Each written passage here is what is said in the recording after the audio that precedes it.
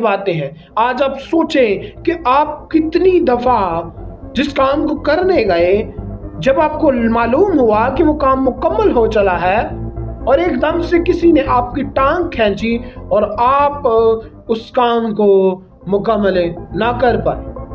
کتنی دفعہ وہ کام ہوتے ہوتے رک گیا. مسیح یسوع کے زندہ جلالی اور بابرکت نام میں آپ سب کی سلامتی ہو.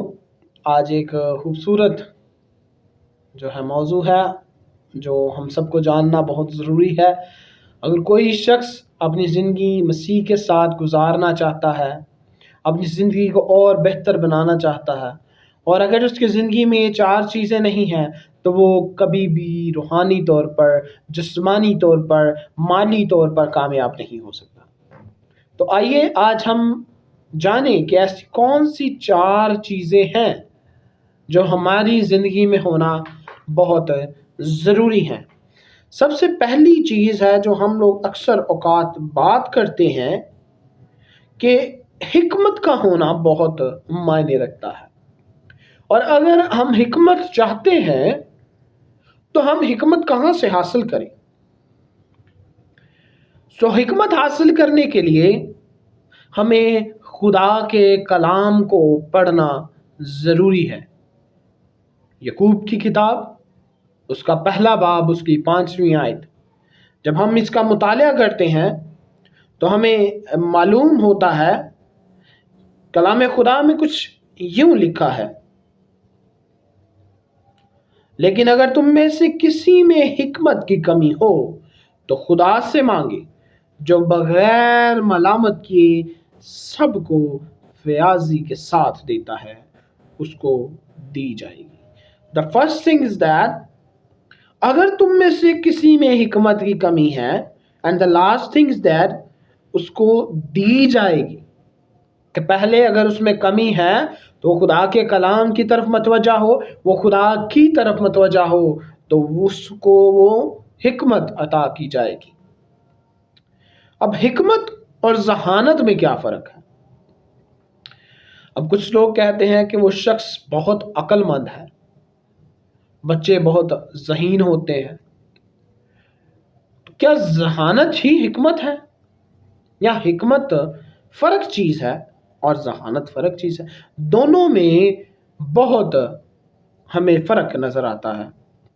اس کی ہم مثال کے طور پر اس کو سمجھنا چاہیں گے کہ کوئی شخص غصے کے وقت صبر کر لیتا ہے، سوچ کر فیصلہ کرتا ہے، جلد بازی میں اپنا غصہ ایکسپریس نہیں کرتا، ظاہر نہیں کرتا، اپنے غصے کو دوسرے پر دکھاتا نہیں ہے. تو وہ شخص خواہ وہ ذہین ہو یا نہ ہو، خواہ وہ پڑھا لکھا ہو یا نہ ہو، اگر وہ اس رد عمل کو کر رہا ہے تو وہ حکمت سے بھرپور شخص ہے. کیونکہ اس کو معلوم ہے کہ اس نے اپنے غصہ کو کس طرح سے قابو میں رکھنا ہے، اس نے اپنی زبان کو کس طرح سے قابو رکھنا ہے، وہ حکمت سے بھرپور ہے. اور اگر دوسری طرف ہم دیکھیں کہ ایک شخص بہت ذہین ہے، اس نے دنیا کا ہر طرح کا علم حاصل کیا ہے، ہر طرح کی چیز کے اوپر عبور حاصل کر لیا ہے، لیکن وہ غصے میں کسی کو دیکھتا ہی نہیں کہ کون اس کے سامنے کھڑا. وہ اس کی جس طرح سے جو الفاظ اس کے زبان پہ آ رہے ہیں وہ اس کی بے عزتی کرتا ہے، تو وہ حکمت سے خالی ہے. اور انہی باتوں میں سے ایک بات ہے کہ پہلے سوچو پھر فیصلہ کرو.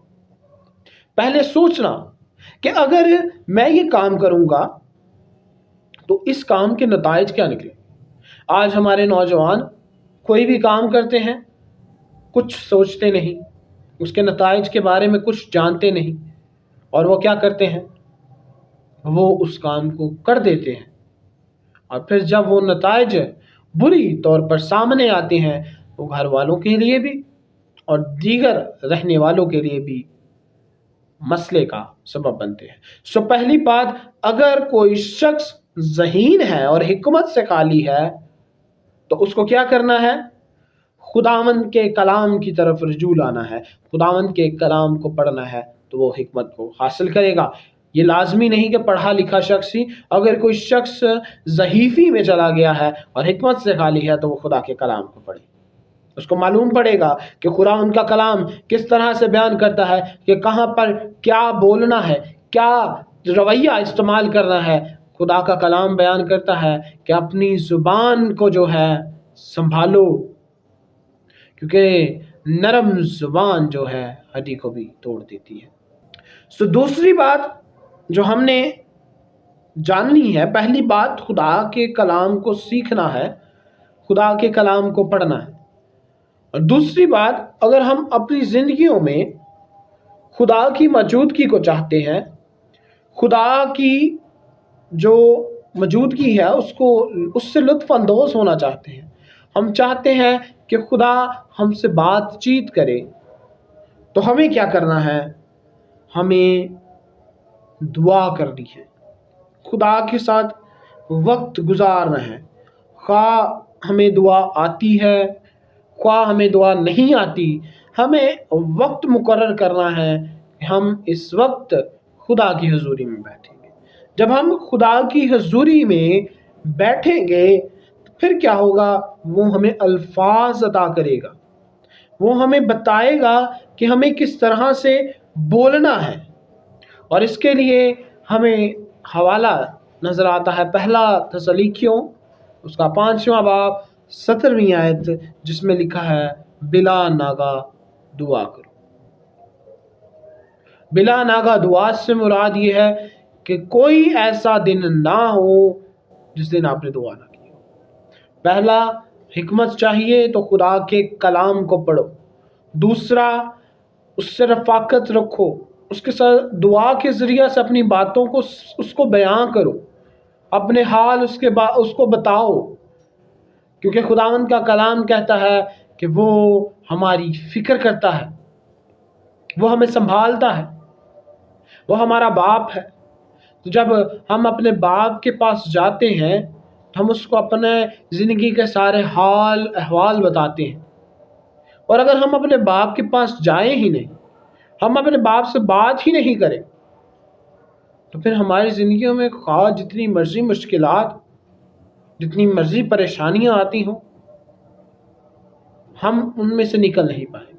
ہمیں اپنے باپ کو اپنی کمانڈ دینی ہے، ہمیں اپنے باپ کو کہنا ہے کہ ہمیں اس چیز کی ضرورت ہے، ہمیں اس سے رفاقت رکھنی ہے۔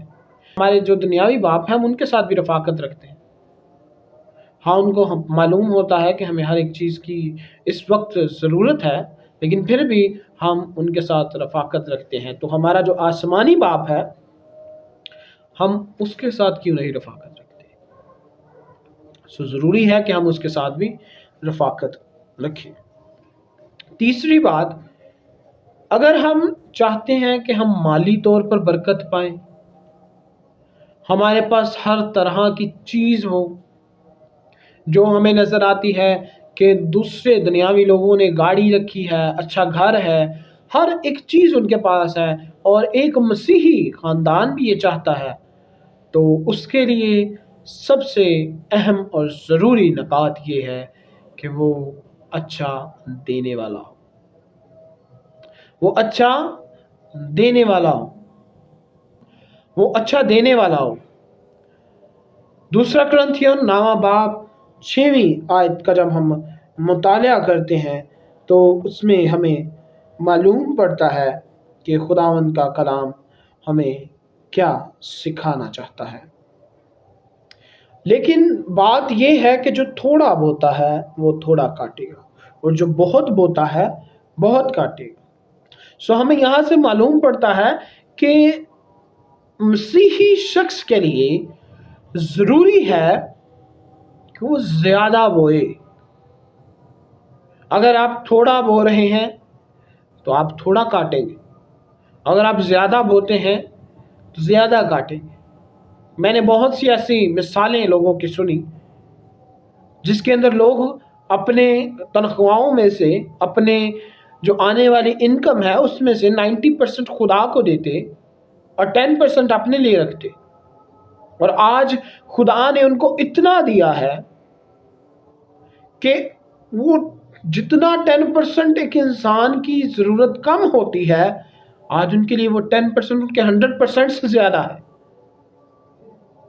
سو ہمیں ایک اچھا دینے والا بننا ہے، جس کے پاس جو ہے وہ دینا ضروری ہے۔ اس کے بعد چوتھا جو نکات ہے وہ بہت اہم ہے کہ اگر ہم خدا کی قوت کو، خدا کے طاقت کو، خدا کے جلال کو، خدا کی پریزنس کو، خدا کی موجودگی کو محسوس کرنا چاہتے ہیں، ہم چاہتے ہیں کہ ہم اس کی طاقت کو لیں، ہم معجزات چاہیں، ہم چاہیں کہ ہمارے پاس بھی کلام کی نعمت ہو، ہمارے پاس بھی فلاں نعمت ہو، ہم معجزہ کریں، ہم یہ کام کریں، ہم وہ کام کریں، ہم خدا کے نام سے مردوں کو زندہ کریں، اس کے لیے ہمیں کیا کرنا ہے؟ ہمارے بہت سے ایسے لوگ ہیں جو بدروحوں کو نکالتے ہیں، بدروح گرفتہ کو خداوند یسوع مسیح کے نام سے ان بدروحوں کو بھگاتی ہیں اور بدروح گرفتہ لوگوں کو آزاد کرتے ہیں۔ تو اب ہمیں نظر آتا ہے کہ جو چاہتا ہے کہ ہم خدا کی قوت کو حاصل کریں، وہ کیا کرے؟ روزہ رکھے، اپنی خوراک سے روزہ رکھے۔ لازمی نہیں اپنی خوراک سے، لازم یہ ہے کہ وہ اپنے رویوں سے بھی ظاہر کرے کہ وہ روزہ دار ہے۔ یہ نہیں کہ روزہ رکھ کے سارا دن موبائل چلاتے رہیں، یہ نہیں کہ روزہ رکھ کے سارا دن کسی کے ساتھ موڑوں پر، گلی کوچوں پر کھڑا ہوتا رہے، ضروری نہیں کہ گھر سویا رہے۔ کیا ہمیں روزہ کی یہ تعلیم ملی ہے؟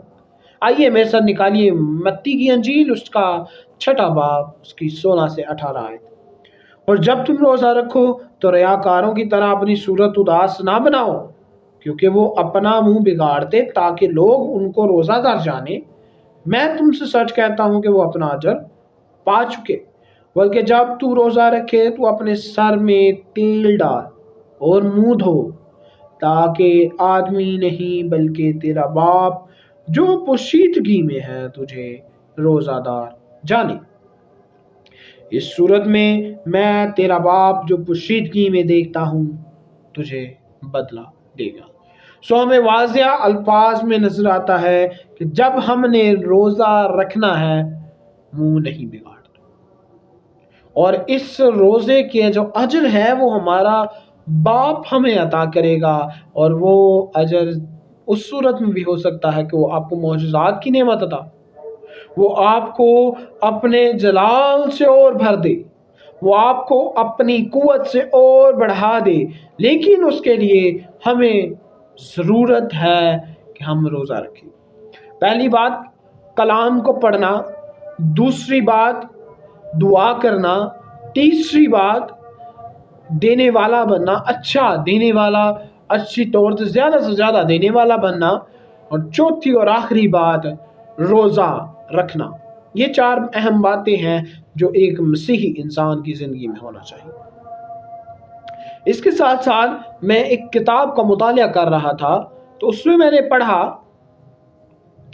کہ اگر کوئی مسیحی جو روزہ نہیں رکھتا وہ کاہل ہے، نہ صرف کاہل ہے بلکہ وہ ایسا کاہل ہے جو اپنے دشمن سے ہارا ہوا ہے،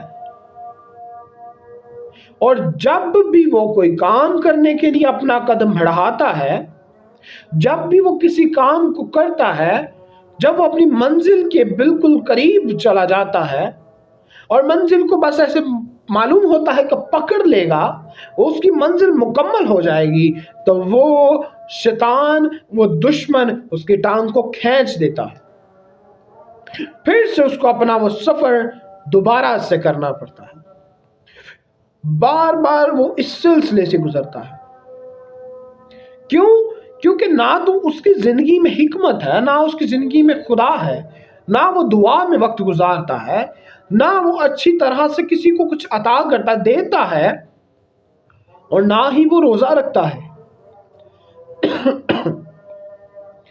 سو ہمیں نظر آتا ہے کہ یہ چاروں چیزیں ایک مسیحی انسان کی زندگی میں ہونا بہت معنی رکھتی ہیں۔